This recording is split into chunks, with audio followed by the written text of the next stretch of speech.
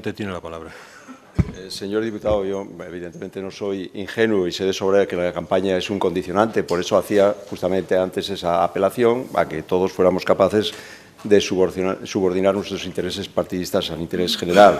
Y usted ha hablado de las condiciones para el proyecto de presupuesto, que además tienen unos tiempos ajustados, porque un proyecto de este tipo lleva su tiempo, en especial si se hace con rigor, ¿no?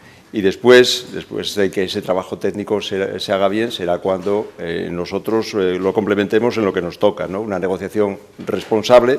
Ojalá podamos avanzar y dar seguridad con esto que usted nos planteaba respecto a la función pública, que permita tener la mayoría suficiente para que Asturias tenga un buen presupuesto en 2016. Y la guía de este proyecto va a ser, antes que nada, pues la protección para las personas más vulnerables, la defensa de los servicios públicos y el impulso del empleo, que son los compromisos acordados con ustedes. ¿Y cómo pensamos afrontar nosotros esa negociación?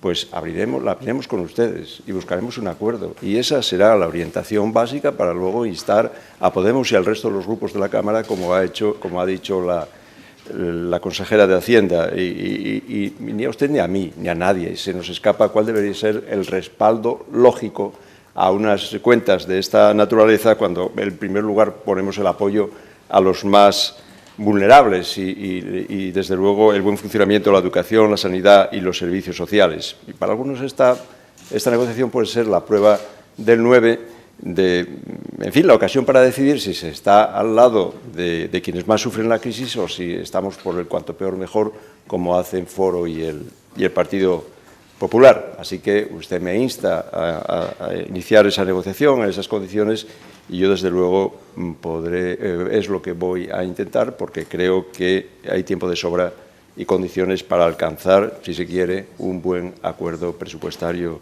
en Asturias y, desde luego, no es mi estilo sobreactuar en política y, por supuesto, tampoco con el Gobierno de España en funciones. Nada más y muchas gracias.